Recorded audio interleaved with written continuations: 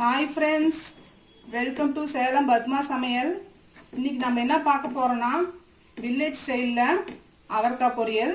இது பார்த்தீங்கன்னா வெறும் ரைஸ்லேயே போட்டு சாப்பிடலாம். அப்புறம் தயிர் சாதம், ரசம் சாதம், சாம்பார் சாதத்துக்கும் சூப்பர் காம்பினேஷனாக இருக்கும். வாங்க போய் பார்க்கலாம்.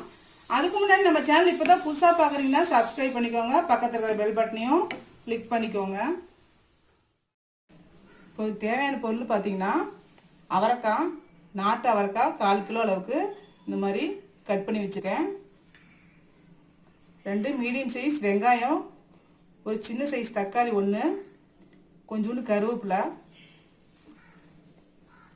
1/2 டீஸ்பூன் மிளகாத்தூள், 1/4 டீஸ்பூன் கம்மியாக மஞ்சள் பொடி,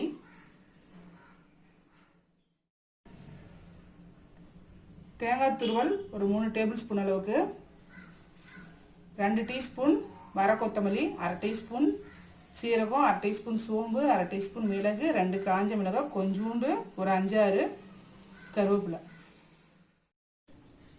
பாருங்க, பேன் வச்சுருக்கேன். நம்ம வந்து இந்த மல்லி, மிளகாய் இதெல்லாம் வந்து வறுத்துக்கலாம். சோம்பு, சீரகம், மிளகு இது வந்து வெறும் கடாயில் வறுத்துக்கலாம்.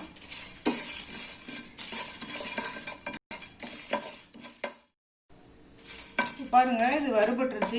இது வந்து ஆற வச்சு கொரகொரப்பாக அரைச்சி எடுத்துக்கலாம். இப்போ நம்ம இந்த அவரைக்காயை வேக போட்டுக்கலாம். இதுக்கு தண்ணி நிறைய வைக்கக்கூடாது.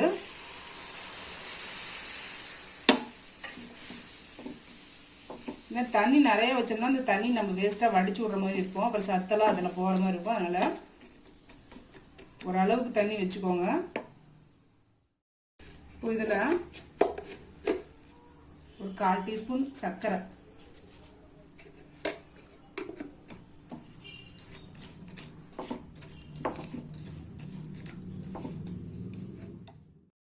கொஞ்சமாக உப்பு போட்டுக்கலாம்.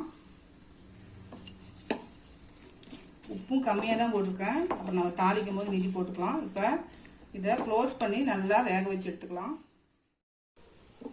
இப்போ பாருங்கள், காய் வந்து நல்லா வெந்துருச்சு. பாருங்க, தண்ணி ஃபுல்லாக வந்து நம்ம ட்ரை பண்ணுற அளவுக்கு வேக வச்சுக்கணும். இல்லை தண்ணி வடிச்சு விட்டோம்னா இதில் இருக்கிற சத்து பூரா வெளியிலே போயிடும். இப்போ நமக்கு காய் வெந்துருச்சு. இப்போ பாருங்க, கடாயில் வந்து நான் வந்து 2 டீஸ்பூன் அளவுக்கு எண்ணெய் ஊற்றிருக்கேன். இப்போது 1 டீஸ்பூன் உளுத்தம்பருப்பு, 1/2 டீஸ்பூன் கடுகு,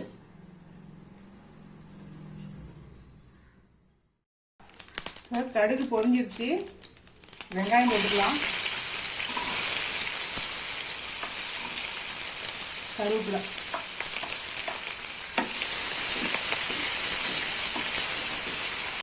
வெங்காயம் கொஞ்சம் வதங்கட்டும். இப்போது வெங்காயம் வதங்கிடுச்சு. தக்காளி போட்டுக்கலாம். இது 2 நிமிஷம் வதங்கட்டும். இப்போது தக்காளி வதங்கிடுச்சு. இப்போ மஞ்சள் பொடி, மிளகாய் பொடி போட்டுக்கலாம். உப்பு நான் ஒரு 1/2 டீஸ்பூன் அளவுக்கு போடுறேன். நம்ம ஏற்கனவே வேக வைக்கும் போது கொஞ்சம் போட்டிருக்கோம். இது 1 நிமிஷம் அப்படியே இருக்கட்டும். இப்போது நம்ம அந்த அவரைக்காயை போட்டுக்கலாம்.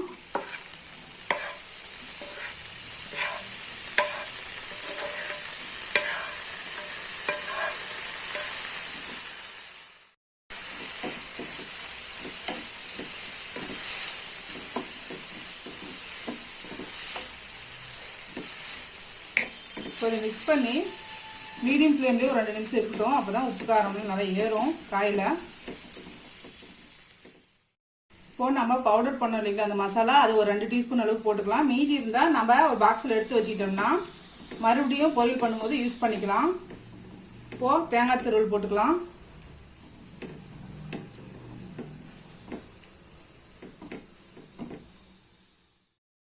இப்போ மல்லி இலை போட்டுடலாம். இதுக்கு மல்லித்தலை கொஞ்சம் நிறையா போட்டோம்னா நல்லாயிருக்கும்.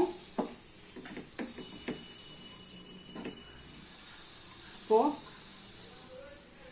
ஸ்டவ் ஆஃப் பண்ணிடலாம். நம்ம கிராமத்து ஸ்டைலில் அவரைக்காய் பொரியல் ரெடிங்க.